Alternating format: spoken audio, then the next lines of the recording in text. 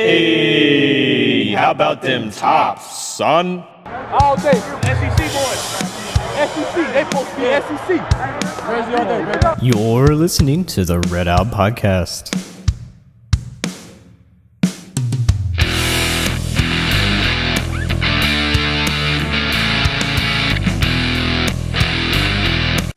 Hello everyone, and welcome into a Red Out short clip here. This is from our latest episode. Hope you enjoy. It's kind of short, but...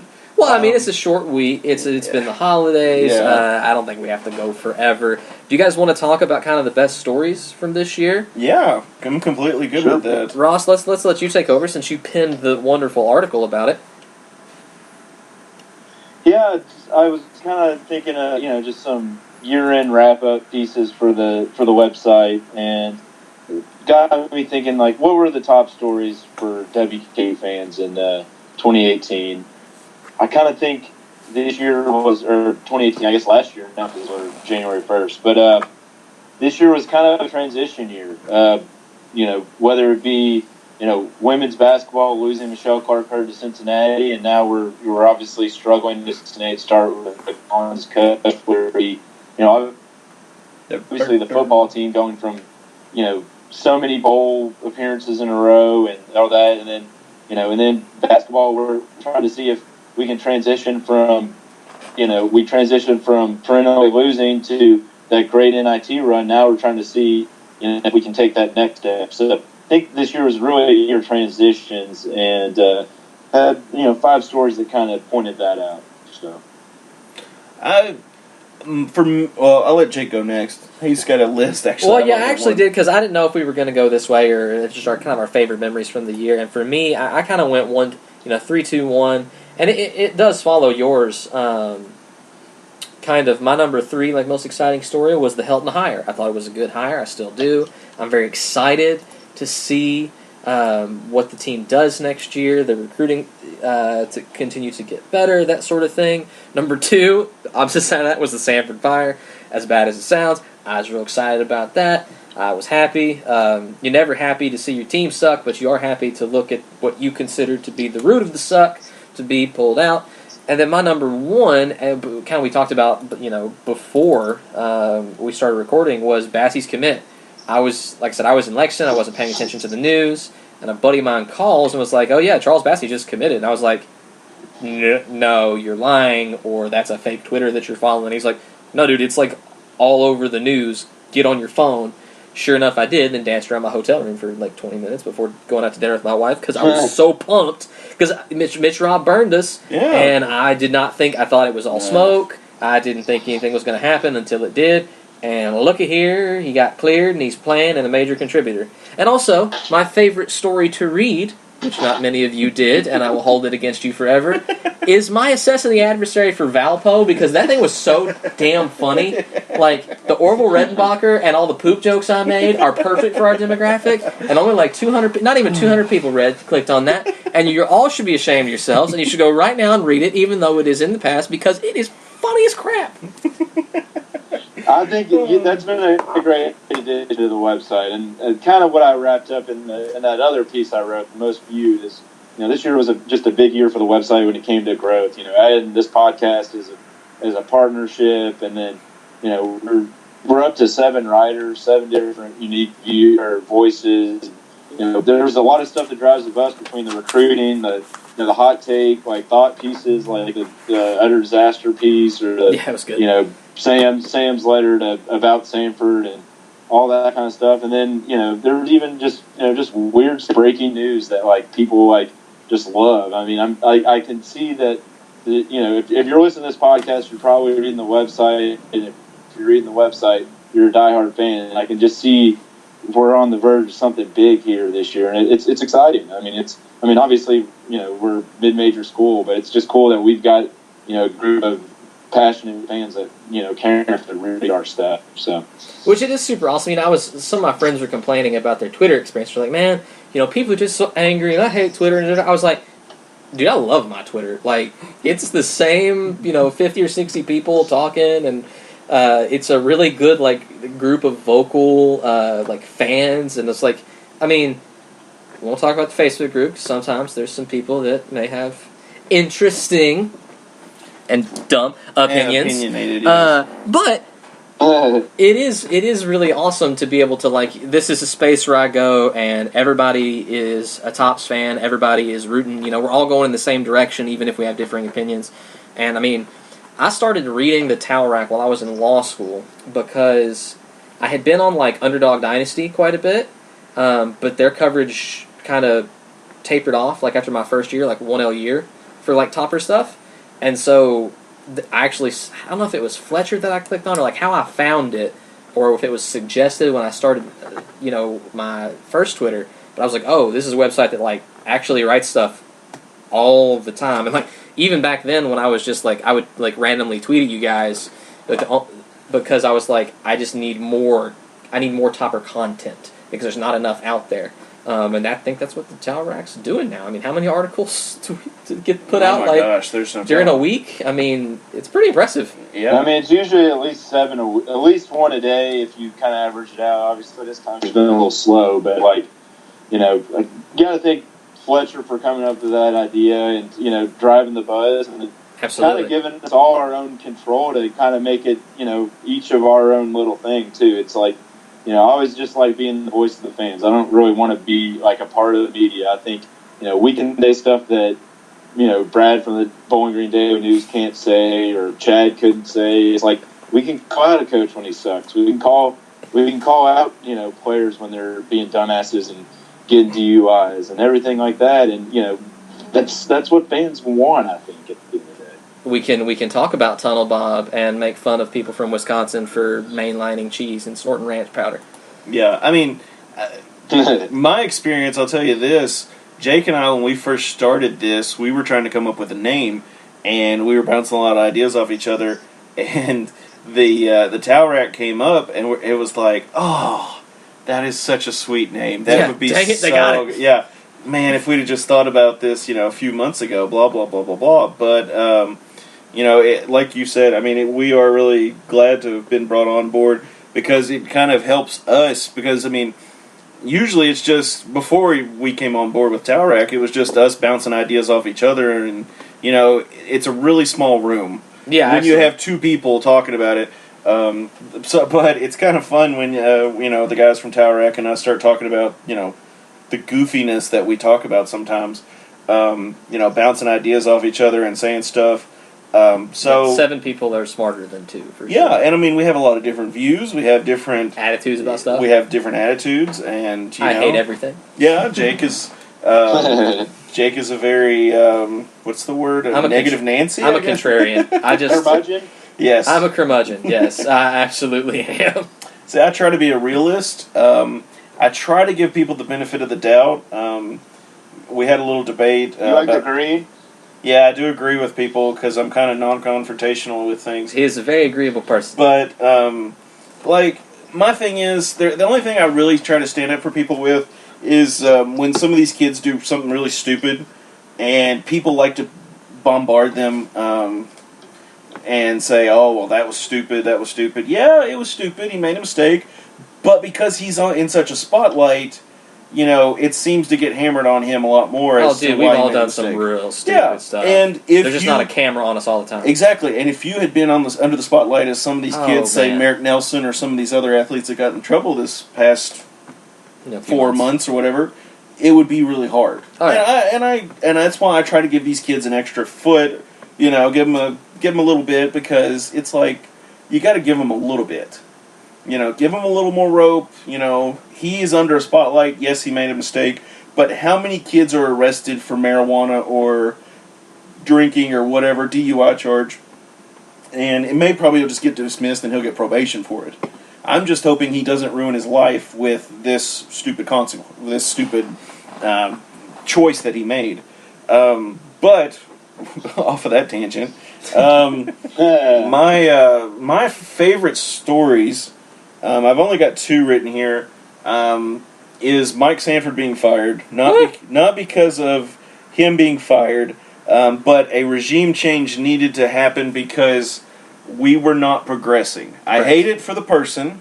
I hate it for his family. I hate it for his kid. Whatever, But That's the lifestyle he signed up for. And when he wanted to become a coach, if you wanted permanency and somewhere to stay full time, you could teach, you could do a factory worker, you could do 100 different jobs, and you would stay in the same general area. I hate it happened to him. Coach Sanford is a great guy. I'm sure his family is going to land on their feet somewhere. Congratulations to him. My top favorite story, which was more of a footnote really than a top story, was the players drafted, Mike White and Iggy. Yeah, it was cool. I love it when our guys go to the next level and succeed. And are contributing, actually. And Yelder was a free agent, right? He was for a while. I actually don't know where he settled on. He may still be on He's on the Chiefs now. I was going to say. He's at the Chiefs? Okay. But he's on their active roster. Sweet. Yeah, and I love that. Because that dude, I love Deion Yelder. And if you listen, buddy, we'll have you on anytime you want to come on. Absolutely. But I always loved it because, it was one of those passes that when Mike White threw over the middle, it was like, you know where it's going. Yeah, and you know he's going to catch it. Mike White threw a bird box pass every time, and Yelder would pick it off. Yep. Didn't matter. Of course, has anybody else seen that movie? Bird Box? No, I read the plot, and I was like, and hard passes. It's actually not bad. It's not my style. Yeah, I know, but you get bored some night, and you might be drinking or something, just give it a shot. You know what you all should watch if you get bored and you want to be depressed for a little while? The Ballad of Buster Scruggs. I finally got around to watching that. I like that movie. You like that movie? I liked the first part, the singing cowboy. I thought it was hilarious. The singing cowboy was so funny. Yes, it was. But I will just go ahead and tell you guys, if you're watching it, if you don't like being... Spoiler alert. Spoiler alert. If you don't like being sad, don't watch it. There's a lot of sadness, but I thought it was... Well, it's a Coen Brothers movie. Everybody dies. Okay, pretty much, yeah. Okay, so... Spoiler alert, if you have not seen this movie and plan to, turn us off now. Right, because we're not going to talk anything meaningful the rest of this. No, but my issue with it... Okay, so Ross, you've seen it too, right? Have you seen the whole thing? Yeah. Okay, good. Yep. Okay, so the final story they tell, were they all dead? I thought they were, but I don't think so. That's what I was wondering. So it made it seem like in the whole thing that... Oh, we're retrievers. We're of souls. We're we're bounty hunters, basically essentially of souls. And so I thought that's what it was. I thought they were taking them to hell, but and then they actually pull the dead body off and drag it in. I was like, oh, so maybe it's not. But what killed me with the whole thing is they're trying to get the guy to stop, and they're like, he doesn't stop, and I was like, it's like crossing the river Styx. That's what it is. He never stopped. I mean, it very clearly that's what it was supposed to be.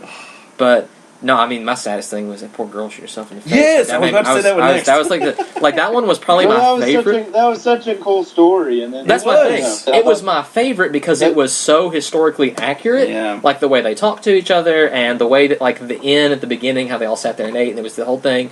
The guy fake killing the dogs. I'm pretty sure he didn't actually want to kill the dog. He told her. But what was so funny though is, of course, I'm sitting there watching, and I'm like, is he really going to kill that dog? What a ass. That was the thing. I was like, oh man, the dog's going to die. He's going to kill the dog. And he's like, ma'am, it just ran away when I went to shoot it, but he probably won't be around very long. And then he barks the whole day. Even the name of the dog, President Pierce. That practically. Yeah, President Pierce. He's a fan of President Pierce. Like, what kind of dumb? Who names their dog President Pierce? But what I thought Lincoln, I get. Yeah, Pierce. Yeah, of course, that was Prairie Schooner days. What year it was.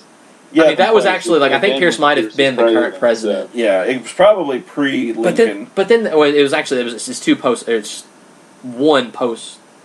Lincoln maybe because it went Johnson, Grant. So it was like 3 after Lincoln. You're talking 1880s, but still we ain't licked yet, and he's killing all the Comanches. Like, yeah, go, this is freaking great. And then she shoots herself in the face, and I was just like, man.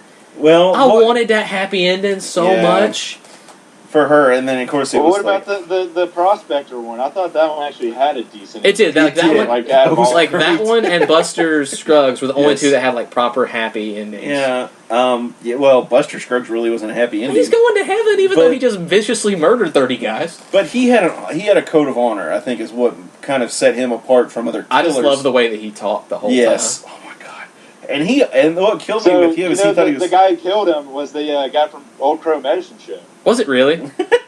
Yeah. Explains why he sung so pretty. That's right. But yeah, I did love that. I enjoyed it. I watched that. Sarah stayed home. She didn't come back because I had to work Christmas Eve half day before I came back home. So she just stayed with her family that weekend, and so that was the time because I knew she wasn't going to watch it. No. So if my wife don't want to watch it, I hate putting in the headphones and just sitting there. Yeah. So I was like, okay, I stayed up way too late watching it though, but I watched it over the weekend. I was like, man, this is awesome and viciously depressing all at the same time. It was, but it was really good. It really well written. It was just well done. I love The Prospector. Dude, The Prospector is so was one of the better stories. Didn't hit nothing important. Yeah, when that dude shot the Prospector, I was like, "You got to be kidding me!" I was like, "That little son of a biscuit." Yeah, I was sad. I was so sad. But great stories. So go watch that, guys. It was really good. Yes, please don't let us spoil it for you. Watch. So did you turn around on that, Jake? About what? Did we turn your opinion around on that? Because when we started this conversation, you're like, "Man, that was very sad." And you're like, it was actually pretty good. No, it was so it can be both, I believe, and usually I don't like those. Stories can be both, yeah. But I typically don't like stories that make me feel bad. But I think it's almost like going to the dentist. Like sometimes you just need to feel bad so you can feel good. Yeah. And I typically hate depressing things, but that one was so well done and just so enjoyable that even in the depressingness of it, because it was, I remain unchanged. It was a severely depressing set of stories. But that's life. Exactly. I mean, even in the Old West, and that's what I thought captured it best is that it kind of told the story of some people that lived out there and the choices they had to make, and some of the hardest choices you had to make, because eating a bullet is, God, Yeah. no. I mean, I was kind of hoping he would bash the guy's brains in with a hammer, though. That's instead of shooting him in the face. That was kind of what I was hoping for. as soon as he got popped with that, I was like, with that axe or hatchet or whatever you want to call it, I was like, oh crap. I was like, oh. And then of course I was like, she shot herself. I know she did. As soon as that dog's barking, I'm like, yep, because she would have smacked that dog with that gun or something. I was like, man, that was so bad. Oh, we lost Ross. How does this always happen? Literally every time, guys. Ross, get your stuff together. Oh, still accepting There we it. go. Yeah. Things are happening. Technical difficulties. I'm not the West Texas crooner of Buster Scruggs, so I cannot sing well. Nor do I participate in Old Crow medicine shows, so I also cannot sing well. Yeah, whatever. I sing loud. I'm not a typical person that likes those sing-along shows, so. I know, but was it good? Yeah, well, I mean, I'm just like sing-along shows, like La La Land and all that crap. I don't do that. I like La La Land. It was pretty. My wife loved it. I did not watch it. Ross, have you seen La La Land? Yeah, it was okay. Yeah, it was okay. The ending I didn't really like. I thought they could have. I don't know. But other than that, it was okay. God, we should start a film review podcast. That's what we should. We should just just carry it on into the next. Yeah, right. Ross, you got anything else, bud? I'm out of takes for the week. Just Happy New Year. Glad to be part of the podcast every once in a while, guys, and keep up the good work. And let's beat Charlotte and Old Dominion and get re-geeked out about this team. I think the number one thing is, okay, we went to the lows probably after that Troy loss. Yep. Now let's put it together and let's get everybody excited again. Let's take what we did with Wisconsin and build on it. Absolutely. That's all I got. Yeah, and let me do this little plug real quick, guys. If you enjoy the podcast, don't forget to subscribe on YouTube, subscribe on iTunes, and follow us on Podbean. And always remember that we will try to put out as much content as possible weekly. We try to do at least one show a week, unless some crazy news comes up, and we do a reactionary one. We will do a reactionary quick podcast for you, and we do the clips because sometimes these shows go for about 55 minutes currently. So I know we understand that you can't listen the entire time. So if you want to listen for 20 minutes here and there, we completely understand. Currently, we are sitting at over 600 downloads. Really? So, yes. Sweet. Yes. So, fun fact for you all. Subscribe. Yep. So, like and subscribe, and check out the Towel Rack for more content daily. And, if you feel real frisky, put $20 in an envelope and mail it to us. That'd be fun, too. Yeah, I haven't turned on the Patreon because actually don't do that, guys. You're not supposed to mail cash. I was just kidding. Don't actually mail cash. Gift cards or Amazon gift cards and you checks. Can send us checks. Yes, we're fine with that. We're 97 years old. we use checks.